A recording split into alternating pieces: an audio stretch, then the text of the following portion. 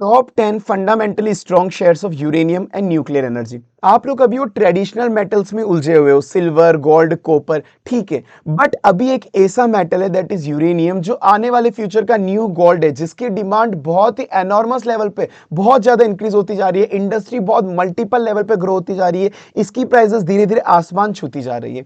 आइए अपन बात करते हैं पूरी यूरेनियम की और पूरी की पूरी न्यूक्लियर एनर्जी सेक्टर की, कैसे इंडस्ट्री पूरी वर्क करती है। उसके बाद अपन चलेंगे टॉप 10 फंडामेंटली स्ट्रॉन्ग शेयर्स पर। सबसे पहले आप समझो न्यूक्लियर ये यूरेनियम होता क्या और न्यूक्लियर प्लांट क्या होता है। देखो, यूरेनियम जो होता है ना, एक तरह का मेटल होता है, स्टोन होता है, जो माइनिंग से निकलता है, पत्थर माइनिंग से निकलता है वो मेटल। तो अब ये यूरेनियम से होता क्या है, इस यूरेनियम से इलेक्ट्रिसिटी प्रोड्यूस होती है न्यूक्लियर पावर प्लांट में। तो न्यूक्लियर पावर प्लांट जो अपन लगाते हैं, उसका जो बेसिक फ्यूल होता है, बेसिक रॉ मटेरियल होता है, वो होता है यूरेनियम। तो ओवरऑल ये यूरेनियम फ्यूल होता है और न्यूक्लियर पावर प्लांट से एनर्जी जनरेट करी जाती है यूरेनियम को यूज में लेके। तो ये इतना डिमांड में क्यों हो रहा है अभी यूरेनियम? एक ही बार में ग्लोबल लेवल पे चाइना, जापान मैसिव लेवल पे इन्वेस्टमेंट कर रही है अभी यूरेनियम और पावर एनर्जी के अंदर। ऐसा क्यों? देखो, मैं आपको कुछ डाटा बताता हूं एक बार। इंडिया जो इलेक्ट्रिसिटी प्रोड्यूस करती है ना, इलेक्ट्रिसिटी प्रोड्यूस करती है वो 75% कोल और फॉसिल फ्यूल से करती है, जो एनवायरमेंट के लिए बहुत ज्यादा हार्मफुल होता है। रिन्यूएबल एनर्जी जो सोलर हाइड्रो से 20-30% अभी बनाती है। न्यूक्लियर एनर्जी से ओनली वो 2 से 3% की इलेक्ट्रिसिटी बनाती है, जो बहुत कम है। न्यूक्लियर एनर्जी से केवल 2 से 3% की इलेक्ट्रिसिटी बनाना। वहीं पे आप वर्ल्ड वाइड ग्लोबली देखोगे तो फ्रांस 70% इलेक्ट्रिसिटी फ्रांस जो बनाता है वो न्यूक्लियर एनर्जी से बनाता है। ग्लोबली एक एवरेज देखोगे तो 9 से 10% ग्लोबली सब लोग न्यूक्लियर से बनाते हैं। इंडिया केवल 3% बनाता है, और ग्लोबली में भी अभी 9 से 10% बनाते हैं। सब लोग बहुत मैसिव लेवल पे इंक्रीज कर रहे हैं न्यूक्लियर पावर प्लांट्स को, न्यूक्लियर एनर्जीज को। अभी आप चाइना, जापान, इनका डाटा पढ़ोगे, ये मैसिव इन्वेस्टमेंट कर रहे हैं। इनका टारगेट है कि अप्रोक्सीमेटली 50 से 60% इलेक्ट्रिसिटी ये न्यूक्लियर से बनाना चाहते हैं, और सेम इंडिया भी धीरे धीरे सेम तरफ पे चल रहा है। तो अब न्यूक्लियर एनर्जी, आपको पता है न्यूक्लियर एनर्जी इलेक्ट्रिसिटी बनती है ना, वो थोड़ी सी एक्सपेंसिव होती है नॉर्मल जो इलेक्ट्रिसिटी बनाते हैं उससे उससे थोड़ी एक्सपेंसिव होती है न्यूक्लियर एनर्जी। न्यूक्लियर एनर्जी से जो इलेक्ट्रिसिटी बनती है, स्टिल वी आर प्रीफरिंग कि हम न्यूक्लियर से एनर्जी बनाएंगे, न्यूक्लियर से इलेक्ट्रिसिटी बनाएंगे। रीजन, बहुत से रीजन है। पहला, एनर्जी सिक्योरिटी। अभी हम सोलर वगैरह, पहला कोल हमको रिड्यूस करना है। कोल बहुत ज्यादा हार्मफुल होता है पूरे एनवायरमेंट में, बहुत ज्यादा CO2 एमिशन उससे बहुत ज्यादा होता है, ग्लोबल वार्मिंग होती है। सोलर पैनल्स पे अपन पूरे के पूरे चाइना पे डिपेंडेंट है। गैस भी अपन इंपोर्ट करते हैं, बहुत ज्यादा मार्केट वोलेटाइल है। तो इसलिए अपन यूरेनियम पे है कि यूरेनियम एक तरह से अपन को सिक्योरिटी हो जाए कि इंडिया को इलेक्ट्रिसिटी की नीड पूरी हो जाएगी, एक ही बार में अपन यूरेनियम स्टोर करके रख लेंगे। तो बाकी सोलर पैनल वगैरह सब चाइना बनाता है, सब अपन इंपोर्ट ही करते हैं उसके अंदर। और दूसरी मेन चीज है, आजकल अपन को 24/7 इलेक्ट्रिसिटी की रिक्वायरमेंट है, क्योंकि जिस लेवल पे अगर मैं बात करूं, जिस लेवल पे AI वगैरह काम कर रहा है, सबसे बड़ी जो डिमांड आई है इलेक्ट्रिसिटी की, वो AI और डाटा सेंटर ने निकाली है। इनको कंटिन्यूअसली 24/7 पावर मॉन्स्टर होते हैं, बहुत ज्यादा इलेक्ट्रिसिटी कंज्यूम करते हैं। तो ये इतनी इलेक्ट्रिसिटी कंज्यूम करते हैं, तो इनकी नीड जो होती है ना, वो नॉर्मल सोलर पैनल और विंड से नहीं चल पाती, क्योंकि सोलर केवल धूप होती है तभी एनर्जी बनाता है, विंड केवल जब मतलब हवा चलती है तभी एनर्जी बनाता है। तो 24/7 आपको इलेक्ट्रिसिटी मिल कैसे सकती है? ये केवल एक न्यूक्लियर एनर्जी है, और सबसे ज्यादा डिमांड इसकी डाटा सेंटर और AI ने करी है। और इन कंपनीज ने, डाटा सेंटर और AI ने, इन्होंने बहुत सारी कंपनीज से ना इवन कॉन्ट्रैक्ट करना शुरू हो गई कि हमको इलेक्ट्रिसिटी चाहिए होगी, कॉन्स्टेंटली सप्लाई करनी है आपको लोगों को, हमको। उसके बाद जीरो कार्बन एमिशन, पूरे वर्ल्ड वाइड के अंदर आजकल बहुत मीटिंग्स हो रही है कि भाई वर्ल्ड के अंदर ग्लोबल, मतलब ग्लोबली ग्लोबल वार्मिंग बहुत ज्यादा हो रहा है, पॉल्यूशन ज्यादा हो रहा है, CO2 एमिशन ज्यादा हो रहा है, तो कोल बहुत ज्यादा हार्मफुल होता है। इस चक्कर में अपन ग्रीन एनर्जी में शिफ्ट हो रहे हैं। तो एक न्यूक्लियर एनर्जी है जो भी जीरो कार्बन एमिशन पे काम करती है, बिल्कुल भी कार्बन एमिशन नहीं होता, और भी बहुत ज्यादा सेफ हो चुकी है कंपैरेटिवली। साथ में मैंने बोला कि अभी स्टार्टिंग में थोड़ी सी एक्सपेंसिव है, पर लॉन्ग टर्म में आप जब देखोगे, एक बार वो प्लांट अगर लग गया न्यूक्लियर एनर्जी का, तो वो 60 to 80 ईयर्स तक वो प्लांट चलता रहेगा कंटिन्यूअसली, उसमें कोई दिक्कत नहीं है। और धीरे धीरे कॉस्ट ऑफ फ्यूल कम होती जाएगी, जैसे जैसे ऑपरेटिंग कॉस्ट स्टेबलाइज होती जाएगी। इसलिए एनर्जी, माना कि ये न्यूक्लियर एनर्जी स्टार्टिंग में एक्सपेंसिव है, तो भी अपन को यही चाहिए कंपैरेटिवली। अब ये क्या न्यूक्लियर एनर्जी असली के अंदर ग्रो कर रही है? मैं आपको कुछ डाटा बताता हूं। न्यूक्लियर एनर्जी की प्राइस अभी कुछ रिसेंट टाइम के अंदर 25, मतलब यूरेनियम की प्राइस 25% इंक्रीज हो गई। अभी उसकी प्राइस $100 पर पाउंड चल रही है ऑफ यूरेनियम, और वो 1-2 साल के अंदर 175 से 200 USD होने वाली है, मतलब डबल होने वाली है उसकी प्राइस, अभी प्रोजेक्टेड है। AI फैक्टर मैंने आपको बता दिया, AI जब से आया, अमेजोन, गूगल, माइक्रोसॉफ्ट, जिस लेवल पे ये AI और डाटा सेंटर डेवलप कर रहे हैं, पावर मॉन्स्टर है, इनको 24/7 इलेक्ट्रिसिटी चाहिए ही चाहिए। इवन जो अभी की डिमांड है, अभी की डिमांड भी माइंस पूरा नहीं कर पा रही है, ओनली 75 to 90% ही वो यूरेनियम एक्सट्रैक्ट करती है, इनके पास डिमांड पूरा करने के लिए यूरेनियम नहीं है। और डिमांड धीरे धीरे बढ़ती जा रही है, 2030 तक 28% तक डिमांड इंक्रीज हो जाएगी यूरेनियम की, और 2040 तक तो डिमांड डबल ही हो जाएगी यूरेनियम की, और अभी भी माइंस पूरा नहीं कर पा रही है, तो डिमांड इसकी बहुत ज्यादा ग्रोइंग है। और इंडिया के अगर न्यूक्लियर ग्रोथ की मैं बात करूं, इंडिया की अभी करंट कैपेसिटी जो है न्यूक्लियर पावर बनाने की वो 8.8 गीगावाट की है, केवल 3% इलेक्ट्रिसिटी मैंने बोला कि इंडिया इससे न्यूक्लियर से बनाता है। जो गवर्नमेंट प्रमोट करिए कि 2030 तक हम 22 गीगावाट तक इंक्रीज कर देंगे, पावर को डबल कर देंगे, लगभग डबल से भी ज्यादा, और लॉन्ग टर्म विजन है कि 2047 तक वो 100 गीगावाट तक पावर इसी से बनाएंगे। अब एक बार और मैं आपको बताता हूं, गवर्नमेंट जो है ना, गवर्नमेंट भी बहुत ज्यादा प्रमोट कर रही है इनको, न्यूक्लियर एनर्जीज को। गवर्नमेंट कैसे प्रमोट कर रही है, अभी मैं एक एसएमआर की बात करूंगा, स्मॉल मॉड्यूल रिएक्टर, इसके अपन आगे बात करेंगे अपन। साथ में गवर्नमेंट ने भी शांति एक्ट रिसेंटली, अभी 2-1 महीने पहले शांति एक्ट को इनेक्ट कर दिया कि फाइनली ये एक्ट लग चुका है। ये जहां पर ये जो सेक्टर था पूरा न्यूक्लियर एनर्जी प्रोड्यूस करने का, ये पहले केवल गवर्नमेंट के पास था, ये पे केवल गवर्नमेंट ही न्यूक्लियर एनर्जी प्रोड्यूस कर सकती थी। पर अब गवर्नमेंट ने अलाउ कर दिया है प्राइवेट इन्वेस्टमेंट भी, कि प्राइवेट इन्वेस्टमेंट भी कर सकती है, मतलब इसके अंदर प्राइवेट इन्वेस्टर भी पार्टिसिपेट कर सकते हैं और न्यूक्लियर एनर्जी बना सकती है। तो प्राइवेट लोगों के लिए भी ये फील्ड ओपन कर दिया है, इसीलिए बहुत बड़ी अपॉर्चुनिटी अभी बन जाती है। आइए बात करते हैं अब एक बार न्यूक्लियर वैल्यू चेन की, कि न्यूक्लियर वैल्यू चेन चलता कैसे पूरा का पूरा। सबसे पहले होती है माइनिंग, उसमें से यूरेनियम निकालना पड़ता है। तो इसके अंदर माइनिंग जो भी करता है ना यूरेनियम की, अब माइनिंग के अंदर इंडिया के अंदर कोई भी ऐसी कंपनी नहीं है लिस्टेड, क्योंकि जो माइनिंग के अंदर लिस्टेड कंपनी हो यूरेनियम की, क्योंकि पहली बात तो ये प्राइवेट सेक्टर को अभी तक अलाउ नहीं है, केवल गवर्नमेंट ही माइनिंग कर सकती है। और उसके बाद भी जो गवर्नमेंट की पीएसयू है, केवल एक पीएसयू है, दैट इज यूसीआईएल, जिसका नीचे आपको नाम दिख रहा होगा यूसीआईएल पीएसयू, वो भी अनलिस्टेड है जो माइनिंग करती है यूरेनियम की। उसके बाद सेकंड प्रोसेस होता है एनरिचमेंट। मैं बहुत सिंपल लैंग्वेज में समझाता हूं, जैसे रिफाइन करना, जैसे क्रूड ऑयल निकलता है, क्रूड ऑयल से अपन पेट्रोल रिफाइन करते हैं, वैसे यूरेनियम को अपन आगे फर्दर प्रोसेस करते हैं। यहां पर भी ओनली गवर्नमेंट अलाउ है, और यहां पर भी कोई भी लिस्टेड कंपनी नहीं है, तो अपन यहां पर भी किसी कंपनी में इन्वेस्ट नहीं कर सकते, यहां पर भी किसी कंपनी में इन्वेस्ट नहीं कर सकते अपन यूरेनियम की। अब उसके बाद आता है मेन अपना एसएमआर, स्मॉल मॉड्यूलर रिएक्टर। मतलब होता क्या है, ओवरऑल जैसे आपके पास यूरेनियम आ गया, अब आपको पूरा पावर प्लांट सेटअप करना है, न्यूक्लियर पावर प्लांट। तो न्यूक्लियर पावर प्लांट के अंदर सबसे मेन चीज होती है एक एसएमआर, स्मॉल मॉड्यूल रिएक्टर, मतलब कुल मिला के पावर प्लांट के अंदर अपन यूरेनियम उसके अंदर डालते हैं और ये इलेक्ट्रिसिटी प्रोड्यूस करता है। तो ये एसएमआर वाला जो फील्ड है ना, ये एसएमआर कौन कौन सी कंपनीज कंस्ट्रक्ट करती है, मेन अपन को इधर फोकस होना चाहिए। यूरेनियम पावर प्लांट कौन कौन सेटअप करता है, वो फोकस होना चाहिए। साथ में मैंने कहा जो प्राइवेट प्लेयर्स है, प्राइवेट प्लेयर्स को भी अलाउ कर दिया कि अब वो खुद का पावर प्लांट लगा सकते हैं, पर गवर्नमेंट के साथ ज्वाइंट वेंचर लगा के, गवर्नमेंट के साथ ज्वाइंट वेंचर लगा के। तो पहले ये सब भी केवल गवर्नमेंट की मोनोपोली थी, गवर्नमेंट अकेला ही केवल न्यूक्लियर एनर्जी सप्लाई कर सकता था, पर अभी ये ओपन कर दिया है प्राइवेट इन्वेस्टर के लिए भी रिसेंटली 1-2 महीने पहले। तो ये बहुत बड़ी बात हो चुकी है, इसीलिए अब ये बहुत बड़ी अपॉर्चुनिटी है। तो अब प्राइवेट इन्वेस्टर जेवी बना सकते हैं यहाँ पर। और इसके पहले ये कौन काम कर रहा था, इसके पहले एक एनपीसीआईएल कंपनी, इसका नाम याद कर लो, अभी अपने काम आएगा। एनपीसीआईएल एक पीएसयू है जो अनलिस्टेड है, इसमें भी आप इन्वेस्ट नहीं कर सकते। वो केवल अकेला इंडिया के अंदर, ये गवर्नमेंट कंपनी है, वो अकेली इंडिया के अंदर जितने भी पावर सेक्टर है ना, मतलब न्यूक्लियर रिलेटेड, तो केवल वो अकेली कंपनी चलाती थी एनपीसीआईएल। अब यहां पर प्राइवेट सेक्टर को अलाउ करा है, तो अब अपन देखते हैं। और फिर फाइनली इलेक्ट्रिसिटी को सप्लाई करना, ठीक है। तो अब मैंने जो ये स्मॉल मॉड्यूलर रिएक्टर की बात करी, ये क्या है, गवर्नमेंट इसको भी प्रमोट कर रही है। पहले क्या होता था, पहले बहुत ट्रेडिशनल, हालांकि अभी भी यूज होते हैं, पहले ट्रेडिशनल रिएक्टर होते थे वहां पे पावर प्लांट के अंदर, जो बहुत बड़े बड़े होते थे, बड़ा इन्वेस्टमेंट लगता था, हर कोई प्लेयर इसको अफोर्ड नहीं कर पाता था। तो अब गवर्नमेंट प्रमोट कर रही है कि अपन इसकी जगह एसएमआर ले आते हैं, small and modular factory build, कि छोटी छोटी फैक्ट्री और छोटी छोटी मतलब ये रिएक्टर्स होंगे जो कंपैरेटिवली बहुत जल्दी इलेक्ट्रिसिटी प्रोड्यूस करेंगे कम कॉस्ट के अंदर।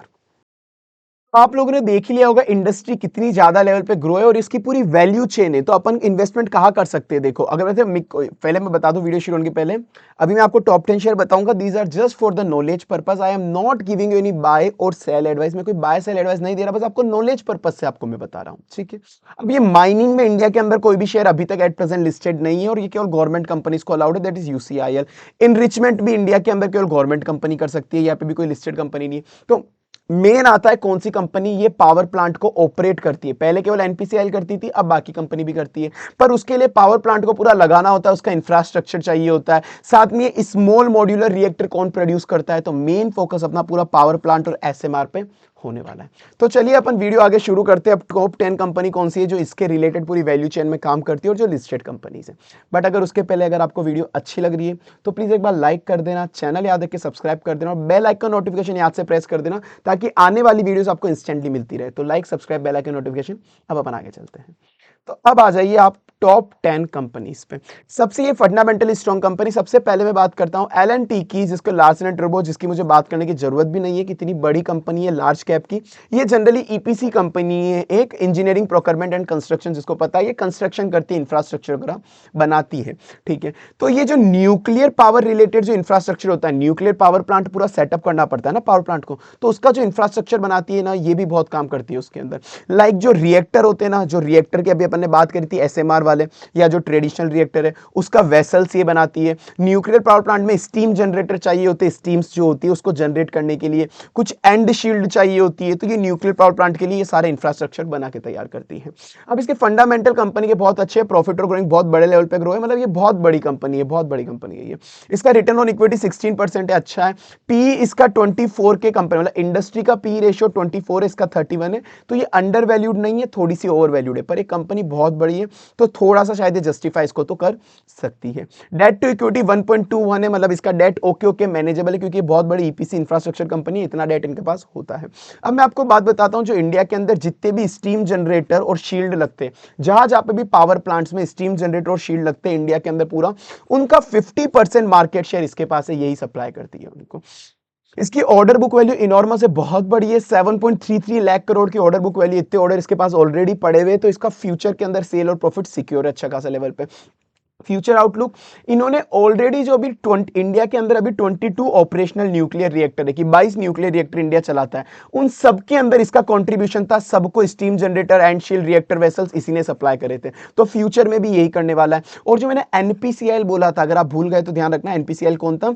एनपीसीआईएल था जो पहले केवल अकेली कंपनी थी, पहले पीएसयू, जो इंडिया के अंदर न्यूक्लियर पावर चलाती है, न्यूक्लियर सेक्टर मतलब पूरा का पूरा रन करती है, एक अकेली कंपनी है जो पूरा न्यूक्लियर पावर प्लांट चलाती है इंडिया में। तो ये एनपीसीएल का एक प्राइमरी पार्टनर है कि जो एनपीसीएल जहां पे भी पावर प्रोजेक्ट लगाता था, तो वहां पे ये इंफ्रास्ट्रक्चर कौन सप्लाई करेगा? ये एलएनटी ही करेगा उसको। और अब ये धीरे धीरे ट्रांजिट हो रही है कि एसएमआर भी बनाने वाले, जो एसएमआर अपना स्मॉल मॉड्यूलर रिएक्टर की बात हुई थी, और रिएक्टर भी बनाने वाले हैं। तो ये कंपनी ओवरऑल बहुत ज्यादा ग्रोइंग है। ठीक है, अब अपन आगे चलते हैं नेक्स्ट कंपनी पे।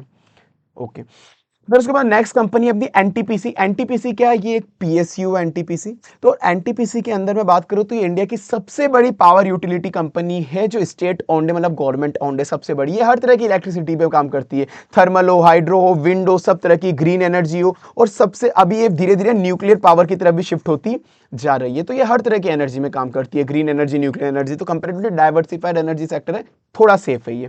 रेवेन्यू और प्रॉफिट इसका बहुत ज्यादा ग्रोइंग है। रिटर्न ऑन इक्विटी 12% अच्छा है। अभी भी ये अंडर वैल्यूड चल रही है इसकी कंपनी के सेक्टर कंपैरिजन में, जहां इंडस्ट्री का पी रेशियो 23, इसका 14 है। डेट टू इक्विटी 1.3 है, वही पावर ईपीसी सेक्टर वाली जो कंपनी होती है उनका थोड़ा सा डेट तो ज्यादा ही होता है, पर इसकी अंडर वैल्यूड कंपनी अभी कंपैरेटिवली। और अच्छी बात ये जो ये एनपीसीएल थी ना, जो अपन ने बात करी थी, एनपीसीएल वो गवर्नमेंट कंपनी जो सारे न्यूक्लियर पावर प्लांट चलाती है, इसने और एनटीपीसी ने मिलकर एक जेवी बना ली, मतलब दोनों ने पार्टनरशिप कर ली, उसके अंदर 49% शेयर एनटीपीसी का है। तो इन्होंने दोनों ने पार्टनरशिप कर ली, एक अश्विनी नाम से जॉइंट वेंचर बनाया है, अश्विनी नाम से, कि इन्होंने बहुत सारे प्रोजेक्ट जो होंगे ना न्यूक्लियर पावर प्लांट के, वो ये मिलके लगाने वाले हैं। तो ये बहुत अच्छी बात है, इसकी एनटीपीसी और एनपीसीएल की पार्टनरशिप हो चुकी है, ये एक बहुत अच्छी बात है। और ये 2047 तक एम कर रहे हैं कि 30 गीगावाट हम इलेक्ट्रिसिटी प्रोड्यूस करेंगे न्यूक्लियर से, जो इंडिया का टोटल न्यूक्लियर का 30% शेयर होगा, कि इंडिया जितना न्यूक्लियर से प्रोड्यूस कर रही है उसका 30% तो ये अकेले प्रोड्यूस करेंगे, इनका ये गोल है। तो बहुत बड़ी कंपनी। अब एक बात बता दूं, ये सब फ्यूचर बेट, वैसे अभी भी ये कंपनी सारी अच्छा परफॉर्म कर रही है, पर कुछ चीजें होती है जो आपको मिस नहीं करनी होती, कि फ्यूचर के अंदर अगर आपने अभी मिस कर दी ना, फ्यूचर में आपको लगेगा यार अब तो सब महंगा हो गया, सारे शेयर या मतलब जो भी कुछ महंगा हो गया। तो ये सारी फ्यूचर बेट वाली कंपनी जिनका फ्यूचर बहुत अच्छे लेवल पे ग्रो है, तो ये मेनली मैं उन कंपनीज की अभी बात कर रहा हूँ सारी। और उसके बाद इसने यूसीआईएल, जो इंडिया में एक अकेला माइनिंग करता है यूरेनियम की, उससे भी इन्होंने कॉन्ट्रैक्ट साइन कर लिया है कुछ, कि उनको कितना यूरेनियम चाहिए होगा उस चीज के रिलेटेड। ठीक है, तो ये कुछ शेयर से अभी आगे और बात करें। देखो मैं पहले बता दूं, बाय सेल रिकमेंडेशन तो हालांकि ये नहीं है, बट स्टिल अभी मैं बहुत से शेयर डिस्कस करूंगा। अगर आपको कुछ अच्छा लग रहा हो कोई भी शेयर, तो आप इसमें एसआईपी की तरह इन्वेस्ट कर सकते हो। वो आप अपना रिसर्च कर लेना, मेरी तरफ से कोई बाय सेल एडवाइस नहीं किसी भी स्टॉक के अंदर, बट एसआईपी की तरह इन्वेस्टमेंट कर सकते हो। हाँ, तो स्टॉक के अंदर भी आजकल एसआईपी शुरू हो गई है, स्टॉक एसआईपी, जैसे angel one of the trusted brokers. तो ये एंजल वन वगैरह ऐसे जो ब्रोकर्स है ना, वन ऑफ द ट्रस्टेड, तो ये ना आपको स्टॉक में भी एसआईपी करने का ऑप्शन देते हैं कि आप स्टॉक में भी मंथ टू मंथ या ऐसे करके आप एसआईपी शुरू कर सकते हो अपनी कोई भी शेयर्स के अंदर। ठीक है, तो अगर आपको एंजल वन का लिंक चाहिए तो मैं बायो में डाल दूंगा। ठीक है, चला आ जाइए, अब आगे चलते हैं। उसके बाद टाटा पावर जितनी भी इलेक्ट्रिसिटी का जो भी काम होता है ना, इलेक्ट्रिसिटी रिलेटेड, चाहे इलेक्ट्रिसिटी को प्रोड्यूस करना, रिन्यूएबल एनर्जी बनाना, ईवीज के लिए कुछ बनाना, या फिर चार्जिंग स्टेशन बनाना, जितनी भी पावर रिलेटेड काम होते हैं, ये टाटा पावर सारे काम करता है उसके रिलेटेड, इलेक्ट्रिसिटी के रिलेटेड।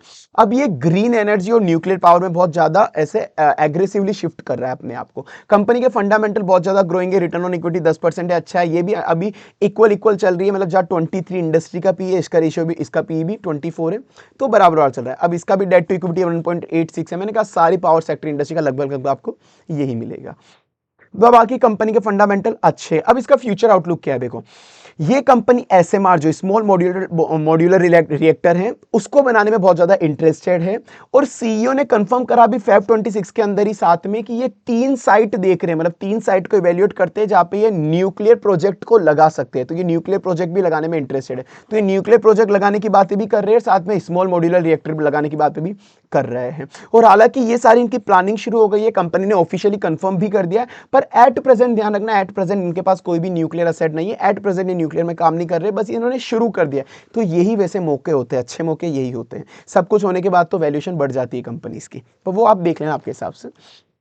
उसके बाद में बात करता हूं अपनी फोर्थ कंपनी, दैट इज भेल। ये भी एक पीएसयू है। ये पीएसयू का काम क्या है, ये इलेक्ट्रॉनिक इक्विपमेंट मैन्युफैक्चर करता है। जो बड़े बड़े इलेक्ट्रॉनिक इक्विपमेंट होते हैं वो मैन्युफैक्चर करता है। तो कंपनी के फंडामेंटल बहुत ज्यादा ग्रोइंग है। रिटर्न ऑन इक्विटी इतना अच्छा नहीं है, हालांकि अभी इसका 2.29% है रिटर्न, और इसका पी रेशियो बहुत ज्यादा हाई है। ये बहुत बड़ा कंसर्न का पॉइंट है। हालांकि कंपनी फंडामेंटली बहुत ज्यादा स्ट्रॉन्ग है, पर हाँ इसका पी रेशियो थोड़ा ज्यादा है। 42 के कंपेरिजन में इसका 109 पी रेशियो, ये ओवर वैल्यूड है थोड़ी। डेट टू इक्विटी 0.45 है, मतलब बाकी सब कुछ सही है पी रेशियो के अलावा। इसके पास ऑलरेडी जो अभी ऑर्डर्स पड़े हुए वो 2.2 लाख करोड़ के पड़े, मतलब फ्यूचर का इसका प्रॉफिट और अभी सेल्स अच्छे खासे लेवल पे सिक्योर है। इसका अगर मैं आपको बताऊं भेल का, तो ये काम है इसका इलेक्ट्रॉनिक इक्विपमेंट बनाना। तो मतलब जो न्यूक्लियर प्लांट लगते हैं उसमें भी इलेक्ट्रॉनिक इक्विपमेंट चाहिए होते हैं। तो जो न्यूक्लियर प्लांट अभी ऑलरेडी इंस्टॉल्ड है ना इंडिया में, तो उसमें इलेक्ट्रॉनिक मशीन्स वगैरह चाहिए होती है, इलेक्ट्रॉनिक्स की चीजें, उसका 50% तो 56% शेयर इसी का है। यही सप्लाई करता है सारे न्यूक्लियर एनर्जी प्लांट्स को, 56% शेयर इसका है। ये इंडिया के अंदर एक अकेला मैन्युफैक्चरर है न्यूक्लियर टर्बाइन जनरेटर सेट्स का, 700 मेगावाट वाले। 700 मेगावाट के कुल मिला के कुछ न्यूक्लियर टर्बाइन जनरेटर सेट होते हैं जो न्यूक्लियर पावर प्लांट में यूज होते हैं। ये इंडिया में एक अकेला बंदा है जो ये प्रोड्यूस करता है, अकेला बंदा। और ये साथ में स्टीम जनरेटर भी प्रोड्यूस करता है, और इसको बहुत सारे मेजर ऑर्डर्स भी मिले हुए हैं। तो ये कुछ चीजों के लिए एक तरह से आप मान के चलो थोड़ा बहुत इसने मोनोपोली टाइप सेट करा हुआ है मार्केट। तो ये भी न्यूक्लियर पावर प्लांट में इस तरह से काम करता है। उसके बाद में बात करता हूं पावर मैक प्रोजेक्ट की। पावर मैक प्रोजेक्ट एक मिड कैप कंपनी है जो ईपीसी कंपनी है, electronic production procurement and construction company है, जो इंफ्रास्ट्रक्चर रिलेटेड काम करती है, इंफ्रास्ट्रक्चर बनाती है। तो इसके फंडामेंटल कंपनी के बहुत अच्छे लेवल पे ग्रो। रिटर्न ऑन इक्विटी 14% अच्छा है। पी रेशियो इसका ये भी अंडर वैल्यूड है, इंडस्ट्री का पी रेशियो 24 है, इसका 17 है। डेट टू इक्विटी 0.47 है। इसके पास ऑर्डर बुक वैल्यू 57,000 करोड़ की अच्छी है। फ्यूचर आउटलुक देखोगे तो अब इसको रिसेंटली भी एक ऑर्डर मिला था एटॉमिक पावर प्रोजेक्ट का, काइगा एटॉमिक पावर प्रोजेक्ट का, भेल के थ्रू इसको ऑर्डर मिला था 563 करोड़ का। मतलब भेल ने इसको ऑर्डर दिया था कुछ इंफ्रास्ट्रक्चर वगैरह बनाने के लिए। साथ में न्यूक्लियर स्पेस के अंदर भी आती जा रही है। अभी एट प्रेजेंट न्यूक्लियर का काम थोड़ा इसका कम पोर्शन ही इसका न्यूक्लियर से रेवेन्यू जनरेट करता है, बट ये धीरे धीरे बहुत ज्यादा एक्सपेंड करती जा रही है। तो ये पावर मैक प्रोजेक्ट। अब अपन आगे चलते हैं, बट वो अगर उसके पहले वीडियो अच्छी लग रही है तो प्लीज लाइक कर देना, चैनल याद रख के सब्सक्राइब कर देना, और बेल आइकन नोटिफिकेशन प्रेस करना। बेल आइकन नोटिफिकेशन इसलिए प्रेस करना ताकि आने वाली वीडियो आपको इंस्टेंटली मिलती रहे, वरना वो लेट हो जाएगी तो फिर शायद आप उस पर एक्शन सही से नहीं ले पाओ। उसके बाद बात करते हैं अपन इंजीनियर्स इंडिया लिमिटेड की। EIL भी एक PSU, इसका काम क्या है, इंजीनियरिंग की कंसल्टेंसी देना। अगर कोई भी इंसान ऑयल की रिफाइनरी डाल रहा है, ऑयल का प्लांट डाल रहा है, oil, petroleum, nuclear power plant, इस तरह का कोई भी पावर प्लांट वगैरह डाल रहा है या ऑयल गैस का काम कर रहा है, तो उसको पहले एक एडवाइजरी चाहिए होती है कि वो कैसे चीजों को सेटअप करे। कोई भी बड़े बड़े प्रोजेक्ट लगते हैं तो एक एडवाइजरी चाहिए होती है कि कैसे क्या करना है, किसको कैसे सेटअप करना है, कितनी कॉस्ट आएगी, कैसे ऑपरेशन बनाना है। तो सबके लिए कंसल्टेंसी लगती है बड़े बड़े प्रोजेक्ट्स के अंदर। तो इसका काम ही यही है कि ऑयल गैस पेट्रोलियम न्यूक्लियर वालों को ये कंसल्टेंसी देता है कि कैसे आपको बनाना है, उनकी डिजाइन, प्रोजेक्ट, कंसल्टेंसी, ये सब। इस कंपनी का प्रॉफिट रेवेन्यू बहुत अच्छा ग्रोइंग है, रिटर्न ऑन इक्विटी 20% है। ये भी अंडर वैल्यूड कंपनी है, अभी 24 वर्सेस 15, इसका P15 चल रहा है, इंडस्ट्री का 24 है। डेट टू इक्विटी ना के बराबर है, one of the good company. Order book value 15,000 crore की अभी ऑलरेडी इसके पास पड़ी है। पर अभी एक चीज ध्यान रखना, अभी इसका बहुत स्मॉल पोर्शन ही न्यूक्लियर रेवेन्यू से आता है, पर धीरे धीरे एक्सपांड होता जा रहा है, क्योंकि कोई भी अगर नया प्लांट लगेगा तो उसको कंसल्टेंसी की जरूरत होगी होगी, वो कंपलसरी। साथ में ग्लोबल एनर्जी की तरफ भी शिफ्ट हो रहा है, ग्लोबल में भी कोई प्रोजेक्ट शिफ्ट बन रहे हैं इंडिया के बाहर, उनको भी कंसल्टेंसी अभी दे रहा है। उसके बाद में बात करता हूं अब जो रिमेनिंग कंपनी अपनी 3-4, अब ये कंपनीज है high risk high return type. अभी की जो मैंने पहले आपको कंपनी बताई वो कुछ स्ट्रॉन्ग कंपनीज थी, फंडामेंटली थोड़ी अच्छी वाली। अभी जो अपन 3-4 कंपनी की बात करेंगे वो high risk high return type company, पहले बता दूं, जिनको मल्टी बेगर टाइप्स में है, मतलब कि मल्टी बेगर होते हैं, चले तो बहुत अच्छा चले, नहीं चले तो पूरा डूब गए। ये उस तरह की कंपनी में पहले भी बता दूं, high risk high return type है, रिस्क भी ज्यादा है पर रिटर्न भी ज्यादा है, मल्टी बेगर टाइप। अब उस कंपनी में जिनको इंटरेस्ट से आ जाओ। पहले अपन बात करते हैं MTR टेक्नोलॉजी, जो स्मॉल कैप कंपनी है। ये काम क्या है इसका, ये एक इंजीनियरिंग कंपनी है, जो भी क्रिटिकल कंपोनेंट्स होते हैं ना, कोई भी जैसे कोई न्यूक्लियर पावर प्लांट लगा रहा है, या इसरो जो रॉकेट वगैरह बनाता है, या क्लीन एनर्जी, इन सबको कुछ कंपोनेंट चाहिए होते हैं, छोटे छोटे कंपोनेंट होते हैं जो बहुत क्रिटिकल कंपोनेंट होते हैं, बहुत इंपॉर्टेंट। ये वो उसका काम करता है, ये वो सारी क्रिटिकल कंपोनेंट बनाता है। तो ये जो NPCL कंपनी थी, जो पूरे के पूरे पावर प्रोजेक्ट को संभालती है, अभी न्यूक्लियर पावर प्रोजेक्ट को, उसको भी ये क्रिटिकल रिएक्टर कंपोनेंट सप्लाई करता है, critical reactor component, fuel handling system and उनकी असेंबली करता है। तो ये NPCL का one of the major supplier है ये MTR टेक्नोलॉजी। फंडामेंटल कंपनी के बहुत अच्छे लेवल पे ग्रो है, रेवेन्यू 60% से ग्रो हुआ अभी Q3 के अंदर, और प्रॉफिट आफ्टर टैक्स 117% से ग्रो हुआ। ROE 6% है, decent decent, okay okay. Debt to equity 0.25, debt बहुत कम है। तो मैंने इसको रिस्की क्यों बोला, कंपनी का काम अच्छा है, बहुत अच्छे लेवल पे ग्रो चल रही है, पी रेशियो मुझे इसका रिस्की लगा। इंडस्ट्री का पी रेशियो जो है इसका 45 होता है, इसका 177 है। मतलब इस पे फ्यूचर पे बैट लगा रखी है सारे लोगों ने कि इसका फ्यूचर अच्छा है, सब लोगों ने फ्यूचर के बेसिस पे इसको रुपए दिए हुए एक तरह से, तो उसकी वैल्यूएशन फ्यूचर के बेसिस पे हुई हुई है। तो इसका पी रेशियो ज्यादा है, इसलिए मैंने इसको थोड़ा रिस्की बोला, और स्मॉल कैप है। ऑर्डर बुक वैल्यू 2000 करोड़ की इसके पास ऑलरेडी पड़ी है। रिसेंटली इसको 500 करोड़ का ऑर्डर मिला था काइगा पावर प्लांट, वो एटॉमिक पावर प्लांट जो लग रहा है काइगा के अंदर, और ये 20,000 करोड़ अभी PLI स्कीम से एक्सपेक्ट कर रही है। ठीक है, तो ये MTR टेक्नोलॉजी आप देख सकते हो, अगर इसको मल्टीबेगर में ऐसा इंटरेस्ट है तो ये multibagger type one of the good company. हालांकि this is not a buy और सेल रिकमेंडेशन, खुद की रिसर्च आप अपने हिसाब से पूरी कर लेना। उसके बाद अपन बात करते हैं HCC, हिंदुस्तान कंस्ट्रक्शन कंपनी। ये भी एक स्मॉल कैप कंपनी जो कंपैरेटिवली रिस्की है। इसका काम क्या है, सिविल कंस्ट्रक्शन का काम है, जो भी सिविल के कंस्ट्रक्शन होते हैं ना, मतलब प्रोजेक्ट वगैरह को कंस्ट्रक्ट करना, सिविल कंस्ट्रक्शन, डैम वगैरह बनाना, टनल बनाना, वो सब बनाता है। तो ये न्यूक्लियर पावर प्लांट का स्ट्रक्चर भी यही बनाता है। इसके फंडामेंटल रेवेन्यू प्रॉफिट बहुत ज्यादा फ्लक्चुएटिंग है, कभी बहुत ज्यादा होता है, कभी थोड़े कम हो जाते हैं, तो ये फ्लक्चुएटिंग है, इसलिए मैंने कहा रिस्की है। रिटर्न ऑन इक्विटी -6% चल रहा है अभी, इसका पी रेशियो बराबर चल रहा है इंडस्ट्री कंपनी, ठीक है। डेट टू इक्विटी 1.47 है, और इसका डेट टू, मेन जो इसका रिस्की पॉइंट है वो डेट टू इक्विटी था, कि पहले इसका डेट टू इक्विटी अप्रोक्स 20 के अप्रोक्स पहुंच गया था, जिसको कम करके इसने 1.47 कराया। कुछ रिस्ट्रक्चरिंग हुई है इसकी, कुछ डेट रिस्ट्रक्चरिंग हुई है, जिसकी मैं डिटेल बात अभी नहीं कर सकता, पर इसकी आप रिसर्च कर लेना। तो हालांकि अभी कंपैरेटिवली स्टेबल हो चुकी है कंपनी, अभी इसका डेट कम हो चुका है, पर फिर भी मुझे थोड़ी सी रिस्की लगी थी डेट के कंपैरिजन, बल्कि और डेट की वजह से बस ये। बाकी कंपनी के आप बाकी फंडामेंटल देखोगे बहुत अच्छे है, ऑर्डर बुक वैल्यू बहुत अच्छी है। इसकी एक तरह से मोनोपोली है, आप मान लो सिविल स्ट्रक्चर में, जो भी सिविल स्ट्रक्चर होता है इंडिया में न्यूक्लियर पावर प्लांट का, तो न्यूक्लियर पावर प्लांट में जो भी सिविल स्ट्रक्चर होता है 60% टाइम यही बनाता है, और उसके जो कंटेनमेंट डॉम्स होते हैं रिएक्टर के, वो भी यही बनाता है। तो इसकी एक तरह से मोनोपोली सिविल स्ट्रक्चर बनाने में न्यूक्लियर प्लांट की, ये हो गया। बस डेट रिस्ट्रक्चरिंग आप देख लेना, हालांकि अभी इसकी इंप्रूव हो चुका है डेट, अभी थोड़ा सही लग रहा है ये। उसके बाद अपन बात करते हैं वालचंद नगर इंडस्ट्रीज लिमिटेड की। ये भी एक स्मॉल कैप है, रिस्की, इसका काम भी इंजीनियरिंग का और प्रोजेक्ट लगाने का है। तो EPC कंपनी, ये भी एक तरह की, ये इंडिया के अंदर बहुत ऐसी रेयर कंपनी, वर्ल्ड के अंदर बहुत रेयर कंपनी होती है वर्ल्ड के अंदर, जो न्यूक्लियर कंपोनेंट, मतलब कुल मिला के न्यूक्लियर पावर प्लांट के लिए कुछ कंपोनेंट चाहिए होते हैं जिसको अपन बोलते हैं class 1 nuclear component. Class 1 nuclear component, ये ऐसे कंपोनेंट होते हैं जिनकी सेफ्टी बहुत ज्यादा इंपॉर्टेंट होती है। अगर उनकी सेफ्टी से कॉम्प्रोमाइज हो गया तो पूरा पावर प्लांट खत्म हो सकता है एक ही बार में। तो ये उसमें क्वालिफाई कर चुकी है कि ये क्वालिफाई है उनको प्रोड्यूस करने के लिए। तो ये one of the rare EPC company है जो ये चीज क्वालिफाई कर चुकी है। जैसे ये कैलेंड्रिया, शील्ड, हीट एक्सचेंजर, ये सारी चीजें बहुत कम लोग बना सकते हैं, ये इसके पास ये अलाउ है कि भाई ये बना सकती है। इवन इंटरनेशनल लेवल पे भी इसको अलाउ कर दिया गया है। रोसतम, ईडीएम और वेस्टिंग हाउस, इन्होंने फॉरेन वेंडर से इन्होंने भी इसको अप्रूव कर दिया है कि हाँ भाई ये इनके मतलब इनसे ये सप्लाई लेते हैं ये, कि हाँ भाई ये बंदा सही बनाता है सारी चीजें। तो ये बहुत बड़ी बात होती है, मतलब ये वाली चीज बहुत बड़ी है। बट वो ये बहुत छोटी कंपनी है तो मैनिपुलेट इजीली हो सकती है इस चक्कर के अंदर।